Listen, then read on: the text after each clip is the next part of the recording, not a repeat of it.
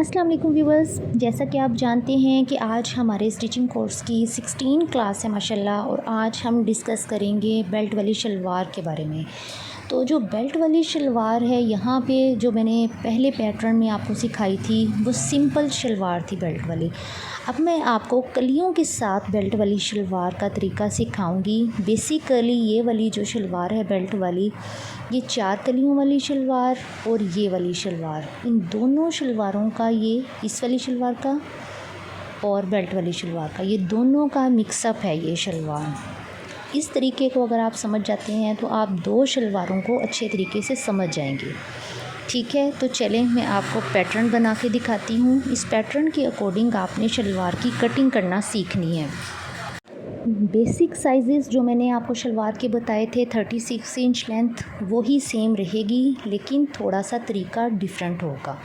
ठीक है, यहाँ पे मैंने ली है इसकी लेंथ, ये पैंचे का साइज़ है, ये 4th फोल्ड में कपड़ा है, तो यहाँ पे 30 इंच इसकी लेंथ ली है, क्योंकि बाकी बेल्ट का साइज़ होगा जो इसमें शामिल होगा। ठीक है, पैंचा सेम उसी बेसिक साइज़ के अकॉर्डिंग 7 इंच मैंने रखा है, लंबाई 30 इंच, 7 इंच इसका ये वाला हिस्सा रखा है। ठीक है, अब यहाँ पे जो बाकी की कटिंग है वो मैं आपको बताती हूँ कि ये जो लंबाई हम लोगों ने रखनी है, ये इसी तरह से इस वाले हिस्से की भी लंबाई उतनी ही रखनी है। बाकी ये जो हिस्सा है ये 9 इंच हमने इजाफ़ी रखना है कपड़ा। ठीक है, 9 इंच इजाफ़ी कपड़ा ले लिया और दूसरी साइड से भी इसी तरह मैं 9 इंच का ले लूँगी। ठीक है, यहाँ पे आपने पैंचे के साथ जो 2 इंच बढ़ाना मैंने आपको बताया था 2 कलियों वाली शलवार की कटिंग में, सेम वैसे ही 2 इंच हम बढ़ा लेंगे।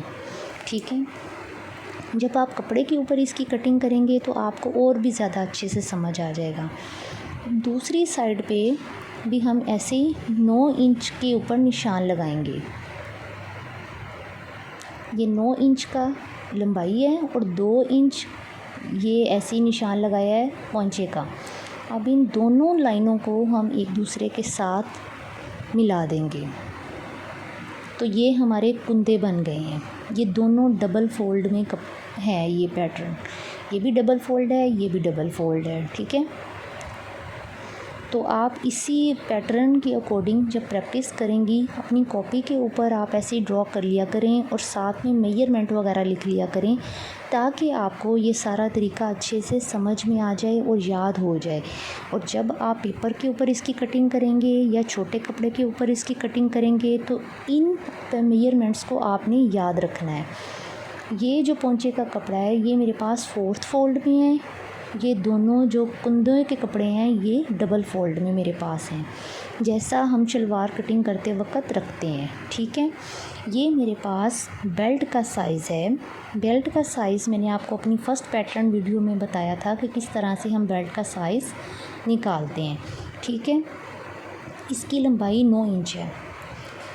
अब यहाँ पे ये सवाल पैदा होता है कि ये चीज़ 9 इंच है और 30 इंच में जब हम 9 इंच को प्लस करते हैं तो ये 39 बन जाता है, जबकि हमें लेंथ जो चाहिए वो 36 इंच चाहिए।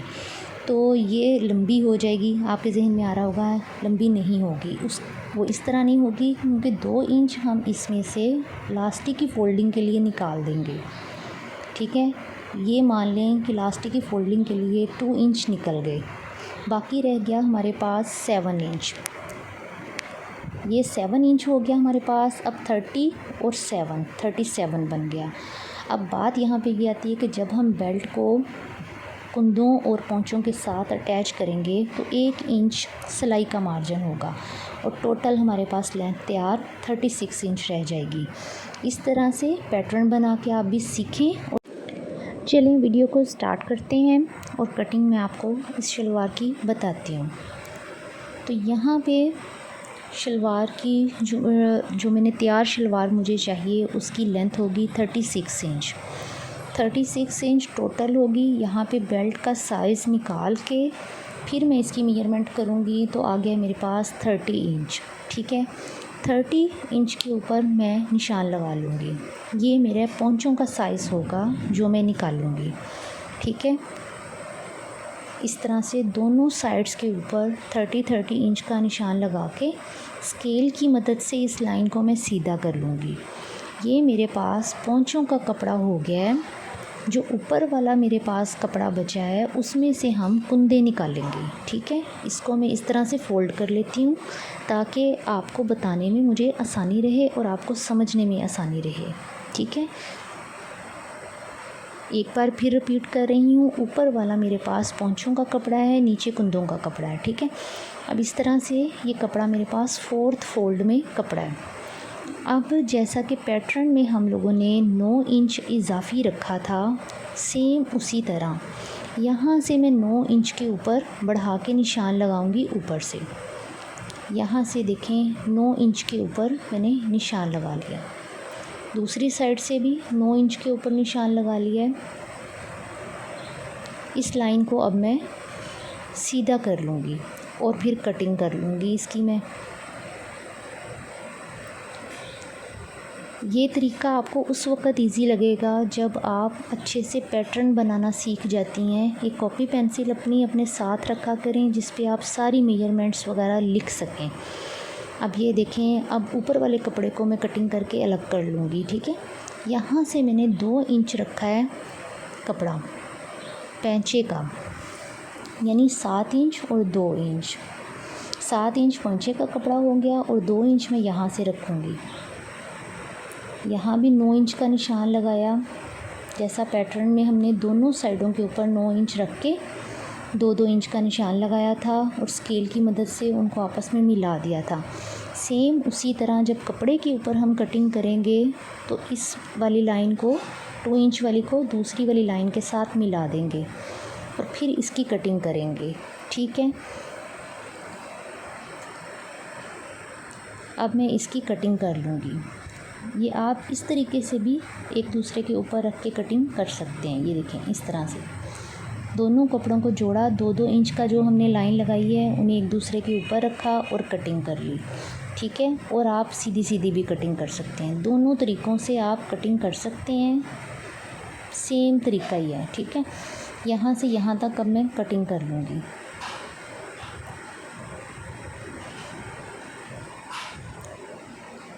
ये देखें, दोनों जो कुंदे का कपड़ा है वो मेरे पास कटिंग हो चुका है। अब ये जो मेरे पास उधर वाली साइड पे इजाफी कपड़ा है, वो चाहे तो अगर आप घेरा ज़्यादा पहनना चाहते हैं तो आप रख सकते हैं इसको राउंड शेप दे के। लेकिन अगर आप कटिंग करना चाहते हैं, घेरा इतना ज़्यादा नहीं रखना चाहते, तो आप इसकी कटिंग कर लेंगे।